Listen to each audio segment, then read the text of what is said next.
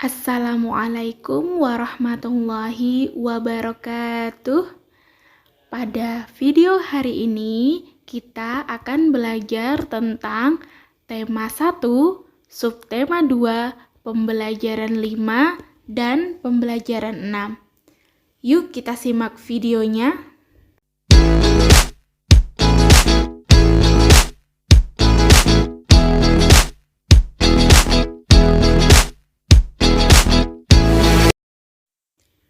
Pada pembelajaran ini, kita akan belajar materi IPS, materi PKN, dan materi Bahasa Indonesia.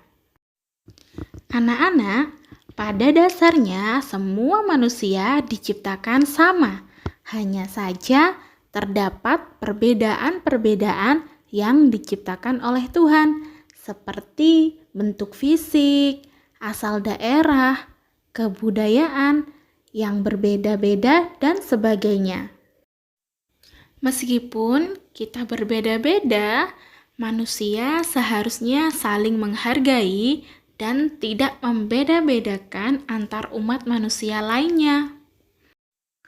Keberagaman sudah seharusnya disyukuri dan dijadikan sebagai salah satu cara untuk meningkatkan toleransi serta kerjasama antar masyarakat.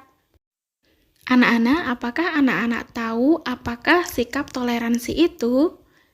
Iya, sikap toleransi artinya menahan diri, bersikap sabar, membiarkan orang berpendapat, dan berhati lapang terhadap orang-orang yang memiliki pendapat berbeda.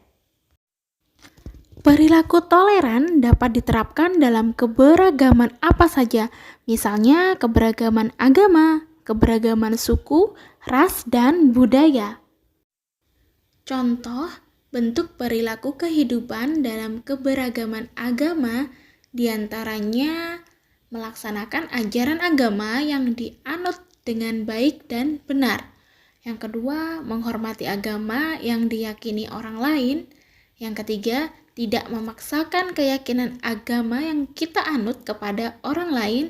Yang keempat, toleran terhadap pelaksanaan ibadah yang dianut pemeluk agama lain.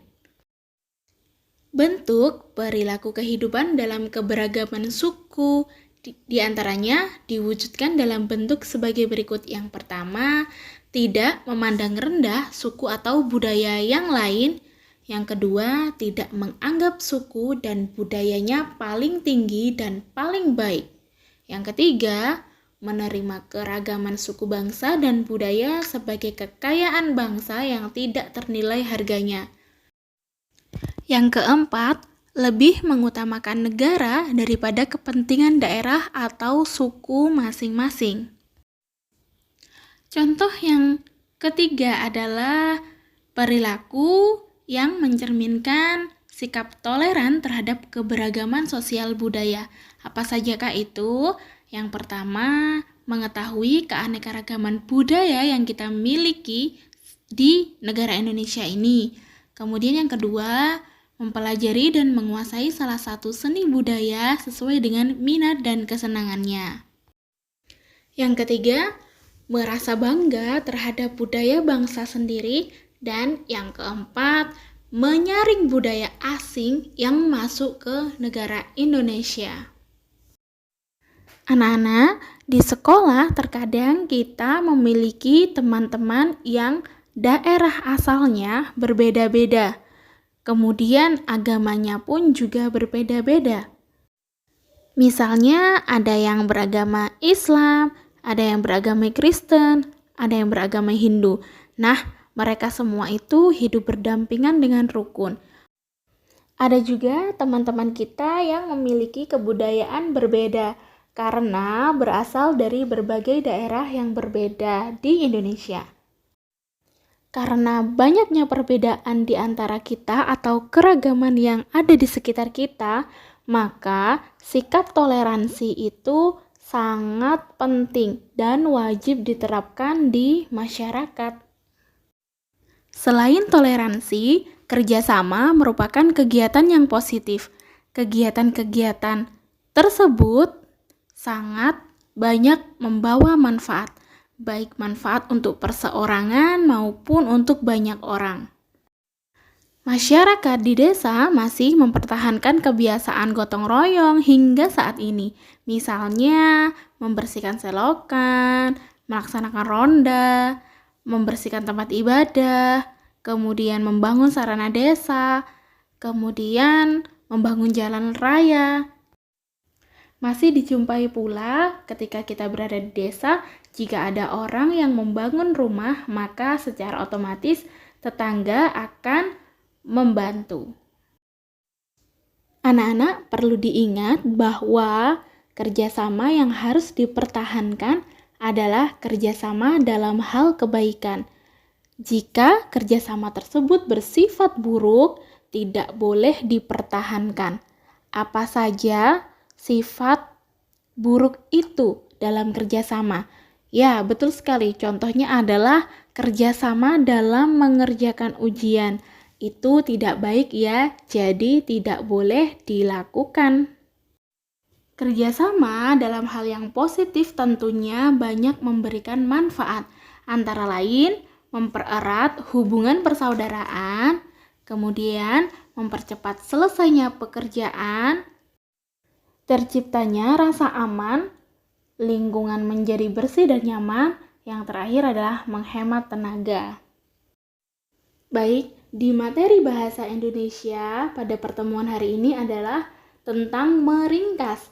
Apa sih yang namanya meringkas itu? Meringkas adalah penyajian karangan atau peristiwa yang panjang dalam bentuk yang singkat dan efektif. Ringkasan merupakan sari karangan tanpa hiasan. Nah, anak-anak, ringkasan itu dapat berupa ringkasan sebuah buku, bab, ataupun artikel. Fungsinya adalah untuk memahami atau mengetahui sebuah buku atau karangan.